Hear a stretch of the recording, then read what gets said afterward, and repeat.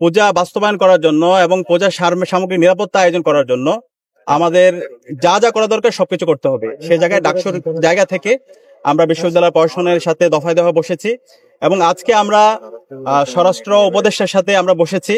আমরা আমাদের কাছে যে পরামর্শগুলো স্টেক হোল্ডাররা দিয়েছে আমরা সেই পরামর্শগুলো আমরা পৌঁছে দিয়েছি। আপনার এমন ব্যবস্থা থাকতে হবে যাতে করে কেউ এখানকার পরিস্থিতিকে নষ্ট করার জন্য অপচেষ্টা করতে না পারে এবং কেউ করলে তাকে ফাইন আউট করা যায়। এবং অলরেডি যেসব ঘটনা ঘটেছে ছোটখাটো ছোট বড় প্রত্যেকটা ঘটনার যাতে সুষ্ঠু বিচার এবং দ্রুত পানিশমেন্টের আওতায় নিয়ে আসা হয় যাতে অন্যরা এসে সাহস করতে না পারে।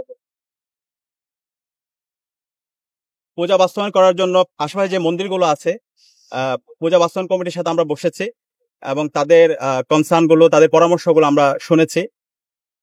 আমাদের জায়গা থেকে আমরা বিশ্ববিদ্যালয় প্রশাসনকে বলেছি পূজা বাস্তবায়ন করার জন্য এবং পূজা সামগ্রিক নিরাপত্তা আয়োজন করার জন্য আমাদের যা যা করা দরকার সবকিছু করতে হবে। সেই জায়গায় ডাকসুর জায়গা থেকে আমরা বিশ্ববিদ্যালয় প্রশাসনের সাথে দফায় দফায় বসেছি এবং আজকে আমরা স্বরাষ্ট্র উপদেষ্টার সাথে আমরা বসেছি। আমরা আমাদের কাছে যে পরামর্শগুলো স্টেক হোল্ডাররা দিয়েছে আমরা সেই পরামর্শগুলো আমরা পৌঁছে দিয়েছি। আপনারা জানেন আমাদের বাংলাদেশ আমাদের এই ভূখণ্ড সাম্প্রদায়িক সম্প্রীতির অনন্য নজির আমরা স্থাপন করেছি। আমাদের সাম্প্রদায়িক সম্প্রীতির 1000 বছরের ইতিহাস আছে। এই সাম্প্রদায়িক সম্প্রীতি সারা বিশ্বের বুকে আমরা নজির স্থাপন করেছি। তো বিগত সময়ে এই সাম্প্রদায়িক সম্প্রীতিকে বিনষ্ট করার জন্য এখানে বিভিন্ন পক্ষ চেষ্টা করেছে, কিন্তু জুলাই বিপ্লবের মাধ্যমে সেই ষড়যন্ত্রকারী চক্রান্তকারীরা আজকে দেশ থেকে পালিয়েছে। প্রত্যেকে তাদের ধর্মের যে চর্চাগুলো আছে সেগুলো স্বাধীনভাবে করতে পারছে। আমাদের এইবারের যে পূজা সেই পূজায় যেন সবাই স্বাধীনভাবে সুন্দরভাবে ধর্মীয় আমাদের যে উদযাপন আছে সেটা যেন সুন্দরভাবে করতে পারে সেই জায়গা থেকে আমরা আমাদের পরামর্শগুলো স্বরাষ্ট্র উপদেষ্টাকে জানিয়েছি। বিশেষ করে নিরাপত্তার বিষয়গুলো আমরা শুধুমাত্র ঢাকা বিশ্ববিদ্যালয়ের কথা বলিনি, একই সাথে বাংলাদেশের যত প্রতিষ্ঠান আছে, যতগুলো বিশ্ববিদ্যালয় আছে, কলেজ আছে, স্কুল আছে এবং একই সাথে আমাদের সারা দেশের যত পূজা মণ্ডপ আছে সব জায়গায় যেন নিরাপত্তা নিশ্চিত করা হয় এবং পর্যাপ্ত আইন শৃঙ্খলা বাহিনীর যেন মোতায়েন করা হয়, একই সাথে সিসিটিভি যেন রাখা হয়, এই বিষয়গুলো আমরা কনসার্ন করে জানিয়েছি। এবং বিগত সময়ে এই পূজা মণ্ডপ ভাঙ্গা, প্রতিমা ভাঙ্গার সাথে যারা জড়িত ছিল তাদেরকে যেন আইডেন্টিফাই করা হয় এবং তাদেরকে যেন দৃষ্টান্তমূলক বিচারের আওতায় নিয়ে আসা হয় সে কনসার্নটা জানিয়েছি। এবং স্বরাষ্ট্র উপদেষ্টা আমাদেরকে জানিয়েছেন ওনারা ইতিমধ্যে কয়েক দফা বলেছেন আজকে ওনাদের মিটিং আছে, ওনাদের জায়গা থেকে সর্বোচ্চ আন্তরিকতার সাথে সামগ্রিক নিরাপত্তা আরো কিভাবে শক্তিশালী করা যায় সেটা নিয়ে ওনারা ওনাদের জায়গায় সর্বোচ্চ আন্তরিকতার সাথে কাজ করবে। আর আমরা আরো কয়েকটা দাবি জানিয়েছি। আপনারা জানেন জুলাই বিপ্লব করে ঢাকা বিশ্ববিদ্যালয়ে 2টা হত্যাকাণ্ড হয়েছে, সাম্য হত্যাকাণ্ড এবং তোফাজ্জল হত্যাকাণ্ড। তো তোফাজ্জল হত্যাকাণ্ডের আমরা যেটার বিচার অগ্রগতি থাকলেও সাম্য হত্যাকাণ্ডের সামগ্রিক বিচার আমরা অগ্রগতি দেখতে পাচ্ছি না। এটার সাথে কারা জড়িত সেই রিপোর্টগুলো আমরা এখনো পাইনি। আমরা বলেছি সাম্য হত্যাকাণ্ডের সাথে যারা জড়িত ছিল এটা তদন্ত রিপোর্ট দ্রুত দিতে হবে এবং এই হত্যাকাণ্ডের সাথে যারা জড়িত আছে তাদের সবাইকে দৃষ্টান্তমূলক বিচারের আওতায় নিয়ে আসতে হবে। এবং এর সাথে আমরা সারা দেশের সবাইকে মুক্তিকামী ছাত্র জনতাকে আহ্বান করব আমাদের এই বাংলাদেশ যে সাম্প্রদায়িক সম্প্রীতির যে অনন্য নজির আমরা বিগত সময় স্থাপন করেছি, এই জুলাই বিপ্লব পরে শিক্ষার্থীদেরকে সজাগ থাকতে হবে। আর আমরা সারা দেশের প্রতিটি পূজা মণ্ডপ এবং আমাদের যে উৎসব সে উৎসব যেন নির্বিঘ্নে যেন বাস্তবায়ন হয় সেই কারণে আমাদেরকে সজাগ থাকতে হবে এবং সর্বোচ্চ আমাদের সার্বিকভাবে সহযোগিতা করতে হবে। এবং আমরা সবাই মিলে আমাদের এই বাংলাদেশকে সবার বাংলাদেশ হিসেবে আমরা বিনির্মাণ করব এবং আমরা আমাদের এই বাংলাদেশকে সাম্প্রদায়িক সম্প্রীতির অনন্য নজির সারা বিশ্বে স্থাপন করব। আজকে ডাকসুর পক্ষ থেকে আমরা মূলত আদেশ করছি কনসার্ন নিয়ে আমাদের মাননীয় স্বরাষ্ট্র উপদেষ্টার সাথে আমরা সাক্ষাৎ করেছি।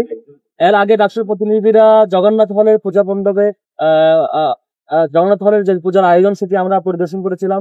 তারপর টাকেশ্বরী মন্দিরের প্রতিনিধি টিম আমাদের ডাকসুর ভবনে এসেছিলেন, তারা সাক্ষাৎ করেছেন, কিছু কনসার্ন এবং দাওয়াতও দিয়েছেন, কিছু কনসার্ন জানিয়েছেন। তারপর শিব মন্দিরের শিববাড়ির যে পূজা মণ্ডপ সেখানকার যে প্রতিনিধি টিম তারাও এসেছিলেন, তাদের সাথে আমাদের কথা হয়েছে। সামগ্রিকভাবে কনসার্নের বেসিসে আমরা মাননীয় স্বরাষ্ট্র সাথে আমরা জানিয়েছি যে বাংলাদেশটা দীর্ঘদিন ধরে সাম্প্রদায়িক সম্প্রীতির উজ্জ্বল দৃষ্টান্ত স্থাপন করে গেছে। বাংলাদেশের নাগরিকেরা প্রত্যেককে সমান স্পেস দিয়ে প্রত্যেকের উৎসবকে হেল্প করে সহযোগিতা করে দারুণ একটা এক্সাম্পল দীর্ঘদিন ধরে আমরা তৈরি করে রেখেছি, সেটা আমরা দেখাতে পেরেছি। কিন্তু আমাদের এই সুন্দর প্র্যাকটিসটাকে নষ্ট করবার জন্য কখনো কখনো দুষ্কৃতিকারীরা নানান অঘটন ঘটায়। আমরা বেশ কয়েকদিন ধরেও দেখেছি কয়েক জায়গায় প্রতিমা ভাঙচুরের ঘটনা ঘটেছে। এই যে এই ঘটনাগুলো পরিকল্পিতভাবে বিভিন্ন মহল আমাদের সুন্দর যে দৃশ্যপট সাম্প্রদায়িক সম্প্রীতি নষ্ট করার চেষ্টা করে, মাননীয় স্বরাষ্ট্র উপদেষ্টা জানিয়েছেন সারা দেশের সকল পূজা মণ্ডপে পর্যাপ্ত সিকিউরিটি এবং সিসিটিভি সহ সামগ্রিক শৃঙ্খলা এবং নিরাপত্তার চেষ্টা করছেন। আমরা বলেছি যে এখানকার নাগরিকেরা তার সামগ্রিক নিরাপত্তা পাবে, এটা সত্য, তার অধিকার। কিন্তু বড় জায়গা হচ্ছে আপনার এমন ব্যবস্থা থাকতে হবে যাতে করে কেউ এখানকার পরিস্থিতিকে নষ্ট করার জন্য অপচেষ্টা করতে না পারে, এবং কেউ করলে তাকে ফাইন্ড আউট করা যায়। এবং অলরেডি যেসব ঘটনা ঘটেছে ছোটখাটো ছোট বড় প্রত্যেকটা ঘটনার যাতে সুষ্ঠু বিচার এবং দ্রুত পানিশমেন্টের আওতায় নিয়ে আসা হয়, যাতে অন্যরা এসে সাহস করতে না পারে। এই কনসার্নগুলো আমরা জানিয়েছি এবং ওনারা জানিয়েছেন যে এখন এটার ব্যাপারে সিরিয়াসলি ব্যবস্থা নিচ্ছেন এবং থাকবেন। আর একই সাথে আরো কয়েকটা কথা আমরা জানিয়েছি, সাম্য হত্যাকাণ্ড এবং ক্রোধ হত্যাকাণ্ডের ঘটনা ঘটেছে ক্যাম্পাসে 5 আগস্টের পরবর্তী সময়টাতে। সেখানে ক্রোধ হত্যাকাণ্ডের ঘটনা এখন বিচার প্রক্রিয়াধীন। আমরা সেটি কিছু ঘটনা জানি কিভাবে হয়েছে এবং কারা করেছে, সেই তদন্ত রিপোর্ট আসছে এবং সেটি বিচার চলছে এখন। কিন্তু সাম্য হত্যাকাণ্ডের কোনো অগ্রগতি আমরা পাইনি। ডাকসুর আগে পাওয়ার কথা থাকলেও ডাকসু পার হয়ে আজকে লম্বা সময় পার হচ্ছে, এখনো পাইনি। আমরা সিরিয়াসলি জানিয়েছি এটা আসলে কি ঘটেছে, এটা রহস্য কি, এবং এটা কারা জড়িত ছিল, হত্যাকারী কারা পরিকল্পনাকারী, সবকিছু যাতে সামনে চলে আসে, সামনে উপস্থাপন করা আসে তথ্য। এটা আর যাতে আমাদের অপেক্ষা না রাখা হয়, উপদেষ্টা মহোদয় জানিয়েছেন খুব শীঘ্রই সেগুলো সামনে আনবেন এবং যাবতীয় যে বিচারিক প্রসিডিউর সেগুলো আগাবেন। এই হচ্ছে আমাদের দিক থেকে মোটামুটি আজকের ডাকসুর দিক থেকে আমাদের কনসার্ন এইটা যে হচ্ছে আমাদের শিক্ষার্থীরা যেসব কনসার্ন আমাদেরকে জানাবে, আশপাশের স্টেক হোল্ডার যে কনসার্ন আমাদের জানাবে, সেই কনসার্ন রাষ্ট্রকে অবহিতকরণ এবং সকল স্টেক হোল্ডারকে অবহিতকরণের মধ্য দিয়ে আমরা যাতে সুন্দর বাংলাদেশ, একটা কাঙ্ক্ষিত বাংলাদেশ, কাঙ্ক্ষিত ক্যাম্পাস, কাঙ্ক্ষিত নাগরিকদের প্রত্যাশিত জায়গায় আমরা নিজেকে বুঝতে পারি, চেষ্টা আমাদের মূলত। আপনারা জানেন সনাতন ধর্মাবলম্বীদের সর্ববৃহৎ উৎসব দুর্গাপূজা ইতিমধ্যেই শুরু হয়েছে এর আনুষ্ঠানিকতা। তো সেই দুর্গাপূজার সার্বিক নিরাপত্তা যাতে সুষ্ঠুভাবে বজায় থাকে এবং এই আয়োজনে যাতে কোনো ধরনের ব্যাঘাত সৃষ্টি না হয়, যতটুকু নিরাপত্তা পরিস্থিতি রয়েছে নিরাপত্তা ব্যবস্থা যাতে আরো বৃদ্ধি করা যায়, এবং আমাদের ক্যাম্পাসের যে 2-3টার মতো মণ্ডপ রয়েছে, জগন্নাথ হল এবং ক্যাম্পাসের সাথেই ঢাকেশ্বরী মন্দির এবং শিববাড়ি মন্দির, এখানে যাতে স্পেশালভাবে নিরাপত্তা বৃদ্ধি করা হয়, এই সার্বিক বিষয়ে আমরা আজকে মাননীয় স্বরাষ্ট্র উপদেষ্টার সাথে সাক্ষাৎ করতে এসেছিলাম। আমরা কথা বলেছি এবং সেখানে নবনির্বাচিত সংসদের প্রতিনিধিবৃন্দে তাদের কনসার্ন জানিয়েছি। আমরা সেই বার্তা নিয়ে আমরা আজকে স্বরাষ্ট্র উপদেষ্টার সাথে কথা বলেছি, আমরা আমাদের কনসার্ন জানিয়েছি। আমরা শুধুমাত্র আমাদের ঢাকা বিশ্ববিদ্যালয় না, পুরো সারা দেশের মধ্যে যতগুলো মণ্ডপ আছে সেখানে যাতে নিরাপত্তা জোরদার করা হয় সে বিষয়ে আমরা আমাদের কনসার্ন জানিয়েছি।